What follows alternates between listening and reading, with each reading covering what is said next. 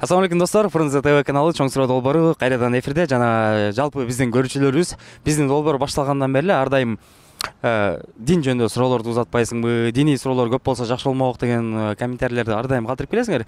Биз көп учурда андай нерседен бир аз баш тартканыбыздын себеби биздин каналыбыз диний канал эмес, маанайшат канал болгон үчүн, анан экинчиден өзүбүздүн дин боюнча да түшүнүгүбүз өтө жогорку эмес, жогорку деңгээлде эмес болгон үчүн дагы билип билбей туруп сурагандан чынчындап келгенде алыспыз. Себеп дегенде чала молдо дин бузар деп коет, ошол чакта бизди канча деген миңдеген адамдар көрүп аткандан кийин балким бир информацияны туура эмес берип кое алабызбы деп коркобуз. Себеп дегенде дин бул аябай орусча айтмакчы щепетильный тема. Буну ар бири ар кандай талкуулап жүрүп бир топ эле мындай башаламандыкка алып келип коюшу мүмкүн. Ошон үчүн коюлган стандарттарга, коюлган бекитилген стандарттарга эле ылайыкташтырып суроолорду узаталы дедик. Бүгүн жигиттерге чыгабыз да эки эле суроону узатабыз. Биринчиси Куран окуганды билесизби? Экинчиси келме айтасызбы? Күнүнө канча жолу айтасыз деп. Ошол менен биз бүгүн жалпы аналитика чыгармакчыбыз. Жигиттерибиз билеби экен же билбейби?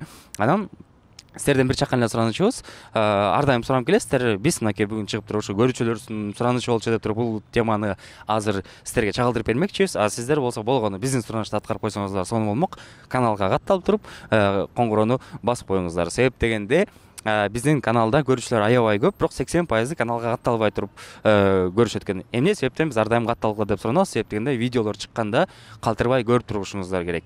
Ошол эле максатта. Анда эмес, сиздер даяр болсоңуздар, баштадык.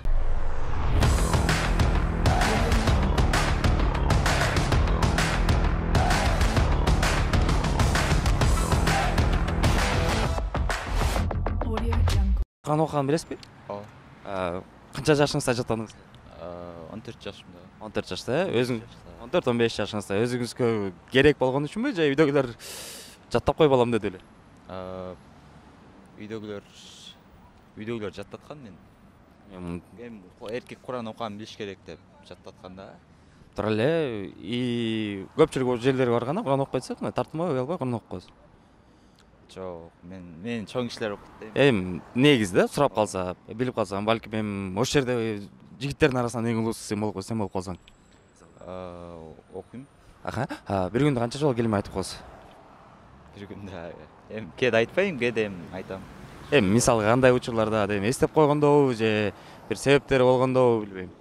Мен эми өзүм мындай сразу айта турган болсом, акыркы күндөрү эстеп көрсөм только жана жаман түш көргөндө эле айтып калат экенсиң да. Кечинде чочуп туруп кетсеңчи, басырык басса деп туруп бир келме айтып жатсаң тынч уктап каласың го. Ошондой сыяктуу жерлерде эле айтып калсам, мындай отуруп көрсөм көп эстеп ийткем да, айтпайт да экем. Мен деле ошол сыяктуу көп айтпайм мындай. Кээде мындай жаман нерселер келгенде айтып каласың. Азыр айтып каласызбы? Ла илаха иллаллах Мухаммад расулуллах. Билбейсиздерби? Үйдөгүлөр мындай бир өз айтып койбу, жаттап койгула деп. Ооба. Качан жаттап коеюн деген ниеттер бар? Билбейм. Ага келгенде, келме билесиңерби? Айтып кое аласыңарбы? Ла илаха иллаллах Мухаммад расулуллах. Ла илаха иллаллах Мухаммад расулуллах. Красавчики. Куран окуганды билесиздерби? Ооба. Ошо Куран окуганды канча жашта үйрөндүңүз? Так.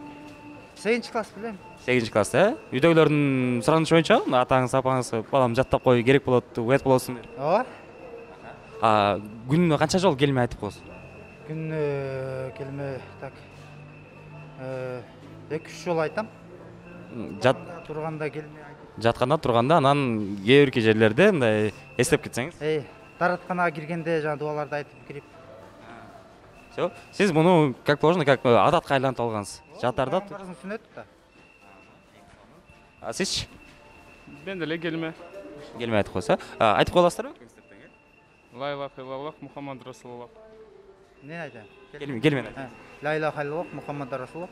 Азаматсыздар жигиттер, чоң рахмат. Достор, жалпы мекендештерибиз үчүн жакшы жаңылык. Эгерде сиз Кыргызстанда болуп, Россияга кете албай жаткан болсоңуздар, же болбосо анча-мынча документтер менен бир аз көйгөйлөр пайда болгон болсо, анда сиздер үчүн жакшы чечим бар. Ал чечим мынакей ушул номер аркылуу чалсаңыздар, Москвадан сиздердин баардык документтериңиздерди бүтүрүп берүүгө дапдаяр. Бул жигиттер менен мен жеке таанышмын, себеп дегенде жакын дос балдарым болот.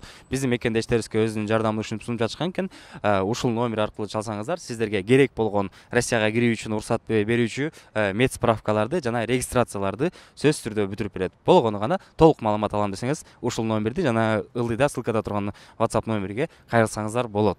Эгерде Фрунзе ТВден чалып жатабыз же жазып жатабыз десеңиздер, сиздерге арзанатуулар сөзсүз түрдө болот. Бул келишим биздин мынакей досторубуз менен ортодо болгон болчу.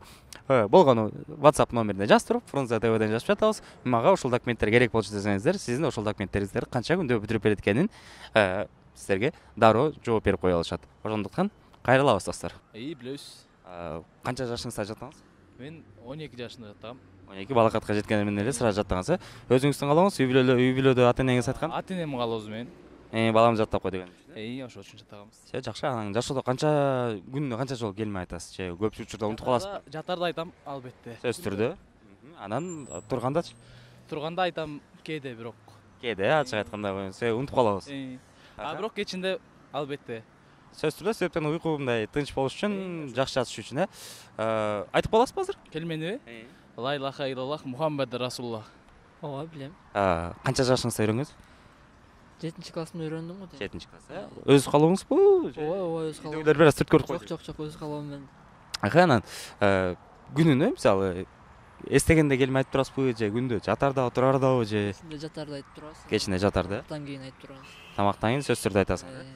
Түшүнүктүү. Дагы бир суроо. Тамактан кийин Куранды сиз окупосузбу үйдө? Мисалы же Үйдө атам уруксат берсе мен окуйм, анан атам уруксат бербесе атам өзү окуйт.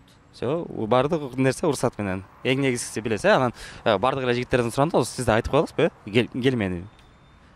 Ла илаха иллаллах Мухаммад абдуху расулуллах. Ыйман. Иман. Сонун атыңыз бар экен. Анда сизге бул суроонун бериштин эле мындай кажети бар жок билбейм. Бирок бир көрөлү, Куран окуган билесизби? Албетте. Канча жашыңызда жаттадыңыз эле? 1-класска кире элекке чейин эле жаттагам. Балакатка жете электе эле ошо, 7-8 жашта эле. Бул ата эненин суранычы боюнча. Ата эне өзүнүн каалоом боюнча. Өзүңүздүн каалооңуз боюнча ачып жаттап койгонсуз. Күнүнө канча жолу келмей айтып коесуз мындай, если ачык айткан болсоңуз? Ачык айтканда иногда кээде айтпай калам, бирок кээде айткан күндөр болот, жок дегенде 50-60. 50-60. Айтпай койгон күндөр болот да кээде. Жанагындай эле сиз да ойго бартасызбы, что бекер отурганча лучше отуруп эле кечке келмей айтып турсаң, канча деген күнөөлөр кечирилет, канча деген сооптор жазылат деп, бир отурганда канчага чейин айтып саласыз. Мен мисалы кээде отуруп эстеп кеткенде, ой, чото оорлош баштады, дал мындай түйүлүп атат, чото бирдеме болуп атат окшойм десем эле, отуруп эле келмей айтып баштаганда бир где-то жок дегенде 200-300 жолу айтып коюп, анан бир аз жеңилдей түшөм да. Сизчи? Андай деле болбойт, бирок келме иногда өзүм каалаганда айтып коюп турам келме. Кээде айтпай койгон күндөр деле болот айтпай. Өзүм мечитке барганда ошол мечитке деле барып турам кээдечи. Эч ким андан эч эмеси жок болуш керек, мындай унутуп калган, баарын көп эле унутса керек, анан күндө ачыш керек деген сыяктуу комментаторлорубуз пайда боло турган болсо, байкап тур, Макул, Иман, чоң рахмат, Мынакей достор, мен таң калыштуу эмес, себеп дегенде ар бир жигит эле билиш керек, келмей айтканды, Куран окуганды баардык эле билет экен, бул албетте кубандырат. Жана сиздер да билген болсоңуздар, бул эфирди көрүп бүткөн болсоңуздар, бир отуруп туруп 5-6 жолу келмей айтып койсоңуздар эле, жана айтып өткөндөй эле бир аз жеңилдеп каласыңар, бир аз жумуштарыңыздар алга жүргөнсүп калабы, айтор бир башкача касиети бар. Ошону сиздерге айтып өтөлү дедик. Анан бүгүнкү жигиттерди катышып берген үчүн жалпы ыраазычылыгыбызды билдиребиз. Бул тема сизге жаккан болсо, сөзсүз түрдө лайк басып койсоңуздар, биз албетте ыраазы болобуз. Анан Фрунзе ТВ каналын ар дайым калтырбай көрөм десеңиздер, болгону ана каналга катталып туруп, четте турган коңуроonu басып койсоңуздар, видеолорду сиздер эч калтырбайсыздар. Сиздерге ар дайым билдирүү келип турат, каналга жаңы видео чыкты деген. Ошолорду ачып көрүп, рахат алып турсаңыздар болот. Фрунзе ТВ, Элдос Аскарбеков, көрүшкөнчө сак саламатта калыңыздар.